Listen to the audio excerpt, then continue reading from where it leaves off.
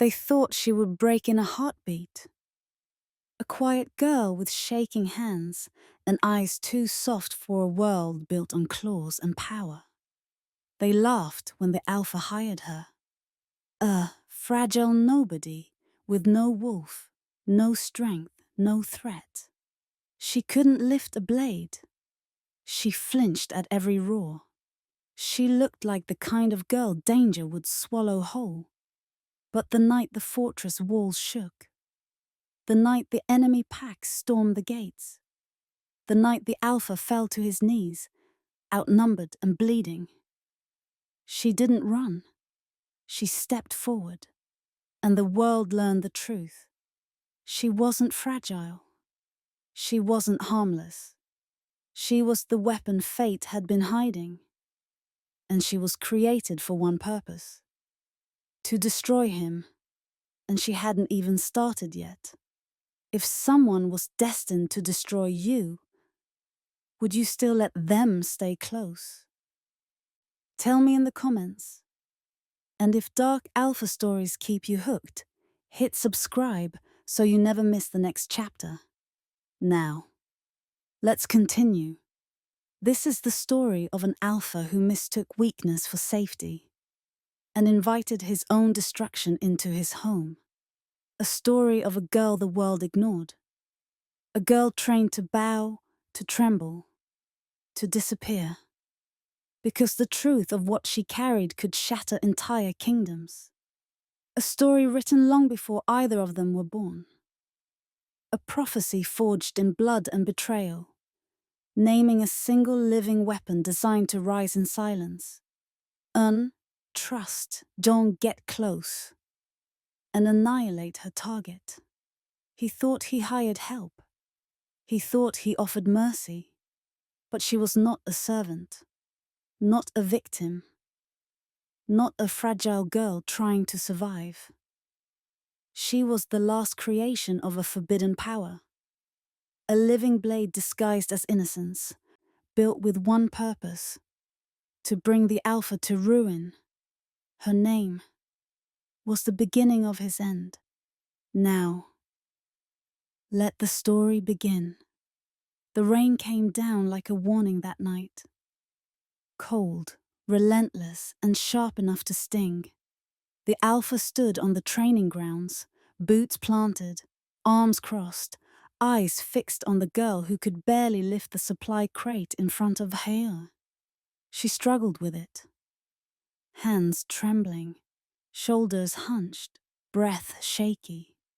The guards smirked. One whispered, "Why hire her? A breeze could break her spine." Another chuckled, "She won't last a day." The alpha didn't respond. He simply turned away, as if she wasn't worth his attention.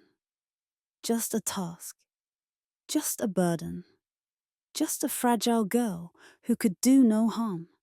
He had wars to plan, enemies to track, threats tightening around his territory. She was the least of his concerns. "Put her in the archive wing," he ordered, "somewhere she won't get in the way." The girl lowered her head, voice barely audible. "Yes, Alpha." She didn't argue. She didn't complain. She moved like someone used to disappearing. But as she followed the guard through the stone corridors, her hand brushed the wall, and the torches flickered. Just for a second. Just enough to feel wrong. The guard paused. "You feel that?" She kept her gaze down. "No." But her pulse spiked. Her fingers tingled. Something beneath her skin stirred, as if waking up. She clenched her fists, forced it down, forced herself to stay small. Not yet. In the war room, the alpha scanned a map lined with red markers. Enemy pack symbols closing in from every direction. They were outnumbered, hunted, running out of time. He needed soldiers. He needed strength. He needed power. And instead, he hired her. "Useless," one officer muttered. She'll be gone by morning. The alpha didn't disagree. She's fragile, he said flatly. She won't change anything. But outside, in the depths of the fortress, the girl paused. That same strange pulse rolled through her veins. Heat, pressure, memory. Like a voice whispering from somewhere buried. Closer, closer, your target is near. She gasped, gripping the edge of a wooden shelf to steady herself. The guard frowned. You sick or something? She shook her head quickly. No, just tired. But her eyes lifted, unintentionally, toward the direction of the Alpha's chambers, and something inside her responded. A tiny spark. Dangerous. Alive. As if her entire body recognized him. Before her mind did, the fortress suddenly rattled, a distant boom shaking the walls. An alarm horn blared across the grounds. The guard cursed. Enemy scouts! They've breached the western gate! Shouts erupted. Boots thundered through the halls. Weapons scraped from sheaths. What? Here, now. The Alpha stormed out of the war room. Eyes sharp, voice commanding. Form defensive lines, shield the civilians, move! Soldiers scattered. Chaos surged. The fragile girl stood frozen. Crate still in her hands, fear widening her eyes. She looked helpless, overwhelmed, fragile. Just as everyone believed.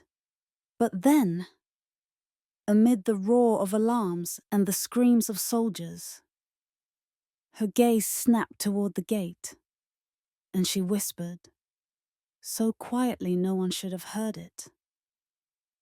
They're not here for the fortress. Her pulse pounded.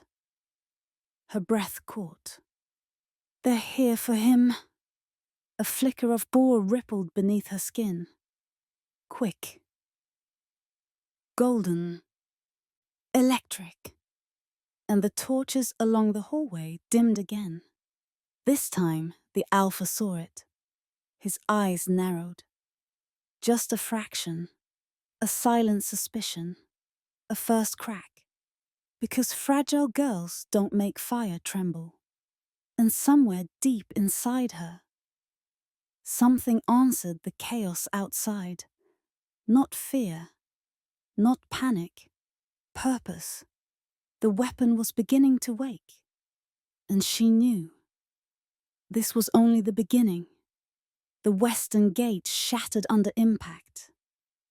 Stone cracking, metal screaming, soldiers thrown back like scattered leaves. The Alpha charged toward the chaos, jaw clenched, eyes blazing with command. But behind him, far from the front lines, the fragile girl stood perfectly still. Crate slipping from her hands as if the world had gone silent around her. Her heartbeat wasn't panicked. It was synchronized, aligned with something approaching, something dark, something ancient. She whispered under her breath, they found him. And she didn't know how she knew, only that she did. A blast echoed through the courtyard. The Alpha hit the ground hard, skidding across stone as debris rained down around him. Soldiers rushed to form a shield wall. But they hesitated. There were too many enemies, too fast, too vicious. Claws slashed, teeth glinted, blood hit the dirt. A commander shouted, "Alpha, fall back! We can't hold the line!" The Alpha wiped blood from his lip, eyes cold. "We don't run!" He rose to his feet, igniting his wolf aura in a fierce silver flare. Power rippling off him like heat. The ground trembled. Enemies paused. Soldiers steadied. He was strength incarnate. He was dominance. He was the alpha. But the girl, far across the courtyard, felt her knees buckle. His power struck something inside her, like a spark landing on dry powder. Heat rolled up her spine. Her vision blurred. Her fingertips tingled. Closer, closer. Your target is engaged. She staggered, grabbing a pillar to keep herself upright. Duck! She gasped. Not now, not here. But the pulse grew stronger, as if the alpha's rage was calling to her. The guard beside her barked, "Get to the shelters, girl, move!" She didn't move. Her breath hitched, her vision sharpened. Too sharp. Every soldier, every enemy, every movement. She saw it all. Patterns, weak points, kill paths. It terrified her. What is happening to me? Outside, the alpha fought like a storm. But for every enemy he cut down, 2 more took its place. His lieutenants shouted orders, but morale was fracturing. We can't win this. They're targeting the alpha. They're not here for us. They're here for him. He heard it. He knew it. And for the first time, doubt flickered in his eyes. He braced himself. But then a shadow barreled toward him from the rubble, twice the size of a wolf, eyes burning green with hatred. It lunged, aimed straight for his throat. Soldiers screamed, "No!" He raised his arm too slow, wounded, breathless, slipping. That's when the air snapped. A pulse, silent but violent, rippled across the courtyard, hitting every creature like a shockwave. Enemies reeled back. Torches blew out. The earth cracked. The alpha froze, heart pounding. What was that? High above the courtyard, on the balcony overlooking the battlefield, the fragile girl stood trembling, eyes glowing faintly gold. She hadn't moved. She hadn't spoken. But she had felt the alpha die in her mind before it happened. And something inside her had reached out. Instinct. Programming. Destiny. She whispered, barely audible. Target threatened. Her pulse became a drumbeat. Her breath turned steady. Her fear burned away, replaced by something terrifyingly calm. Far below, the alpha looked up, instinct tugging his gaze toward her. Their eyes met. Just for a second, and the alpha's heartbeat stuttered. Not with sentiment, but with primal alarm. He didn't know why. He didn't know her. He shouldn't care. But something about her stare felt like a blade against his throat. The soldiers shouted, "Alpha, the beast!" He turned. Too late. The massive creature lunged again. Claws aimed to crush. The alpha braced, ready for impact. But the girl moved. No hesitation. No fear. She dropped from the balcony. A fall that would have broken bones. Yet she landed like air had caught her. Gasps exploded across the courtyard. She shouldn't have survived that. She shouldn't have moved like that. Fragile girls don't fall 30 feet and rise unshaken. She stepped between the alpha and the beast. The alpha snarled, "What are you doing? Get back!" She didn't look at him. Her voice was soft, steady, wrong. They're not here for your fortress. She lifted her gaze to the beast, eyes glimmering gold. They're here for the weapon. The alpha blinked. Weapon? What weapon? She finally turned her head, meeting his eyes with chilling clarity. Me. And the beast, the massive, unstoppable monster, stopped moving.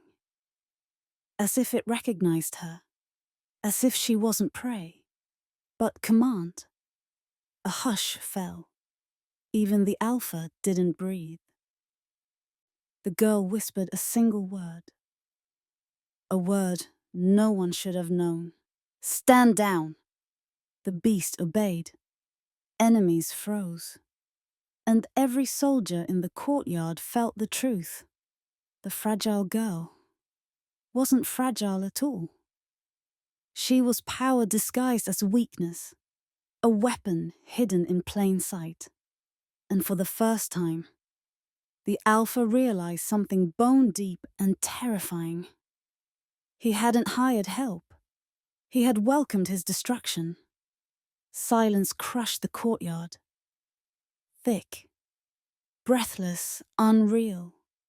Dozens of enemies froze mid-charge. Wolves halted mid-shift. Steel clattered to stone. And every single gaze snapped toward the fragile girl standing at the center of the chaos. Chest heaving, eyes glowing, power rippling off her like a storm that had finally chosen a shape. Lyra, the girl who couldn't lift a weapon. The girl who flinched at her own shadow. The girl the alpha believed needed protecting. She had just wiped out an entire battalion in a single breath. Rowan's voice cracked the silence. What? Are you?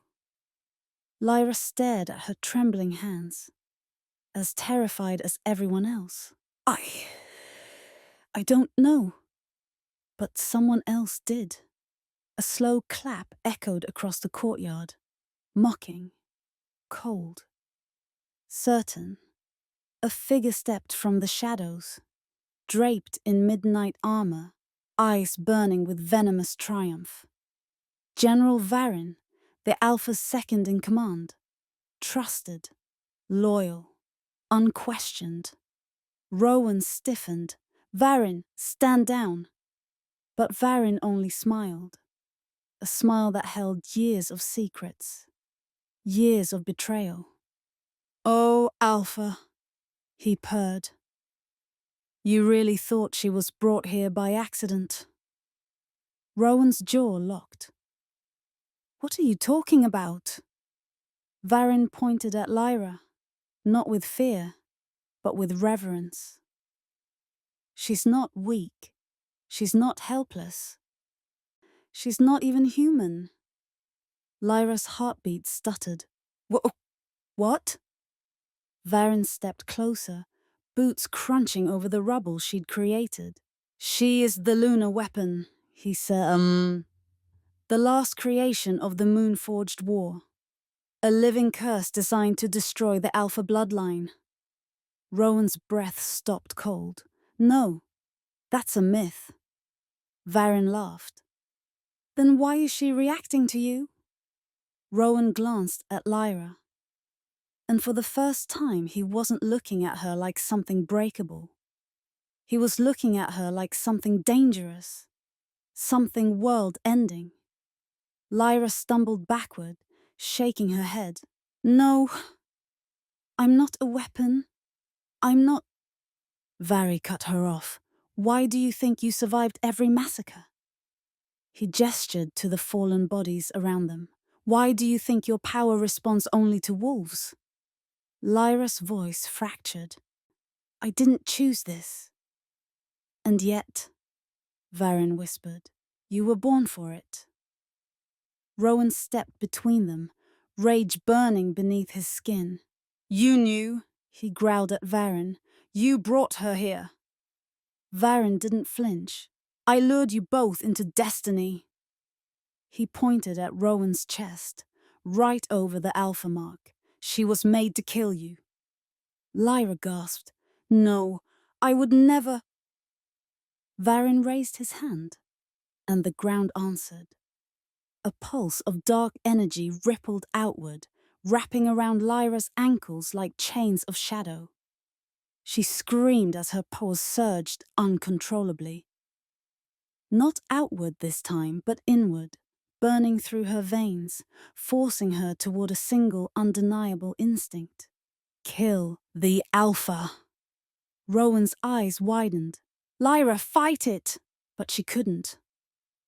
Her body moved without her permission, steps slow, trembling, unstoppable, toward him.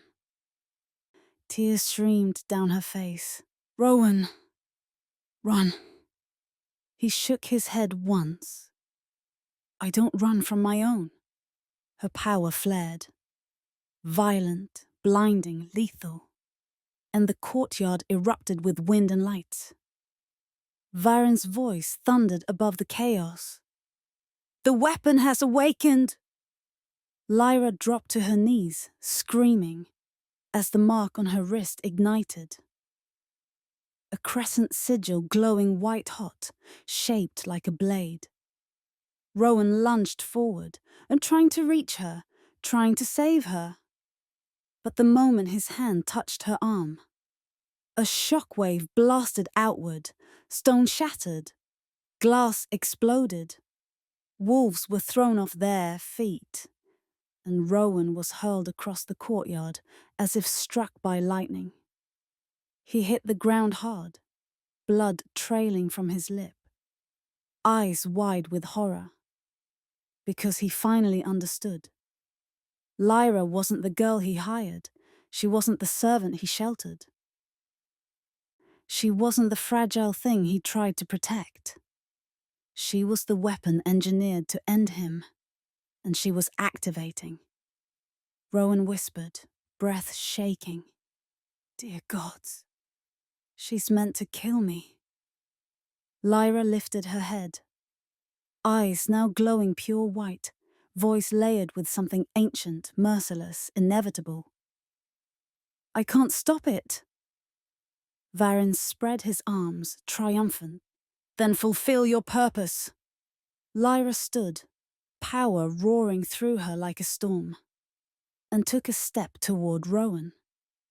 One step closer to destiny, one step closer to death. And there, right on the edge of fate, the world narrowed to 3 heartbeats. Rowan's, Lyra's, and the monster who engineered them both. Wind roared through the shattered courtyard, pulling dust and moonlight into a spiraling storm around Lyra's trembling body. Her voice, once soft, shy, breakable, now echoed with something ancient, cold, programmed. Target identified. Alpha bloodline detected. Elimination protocol. Awakening. Rowan's breath stopped. Protocol, not instinct, not choice. She wasn't cursed. She was designed. Varen stepped forward, cloak whipping in the storm, eyes gleaming like a man watching history unfold. Behold, he declared, the last moon-forged weapon, the perfect killer, engineered to destroy alphas and end the age of wolves forever. Rowan dragged himself upright, blood trailing from his mouth, pain splitting through his ribs. You used her, he growled. You hunted her like an object. Like a tool, Varen smiled. She is a tool. Lyra's jaw clenched. Not in fury, but in pain. I don't want this. Her fingers curled, white light crackling beneath her skin like lightning trying to take shape. Varen lifted one hand, commanding, absolute. You don't get to want. You were built for obedience. Lyra choked, as if invisible hands were pulling her forward, dragging her toward Rowan. Her feet moved against her will. One step. Another. Rowan staggered to meet her, not raising a weapon, not taking a fighting stance, but standing wholly unguarded. "Lyra," he said, steady, quiet, and heartbreakingly calm. "I'm not running." Her voice cracked like splintering glass. "Stay back, please." He shook his head once. "I didn't hire you because you looked fragile." Her breath hitched. "I hired you," he continued, "because the moment I saw you, I knew you'd survive something no one should survive." Light flared violently around her, power building toward a lethal peak. Varen's voice boomed, "Finish it!" Lyra screamed, a raw, shattering sound. Her power erupting upward like a rising moon. Energy spiraled, forming a spear of pure white light aimed directly at Rowan's heart. She tried to pull it back. She couldn't. Her body wasn't hers anymore. "Run!" she sobbed. Rowan took one step closer, into the strike zone. "No!" He met her glowing eyes, fearless. "If this is fate..." His voice softened, breaking. "Then let fate come through me and not you." Her heartbeat stuttered. He wasn't protecting himself. He was protecting her soul.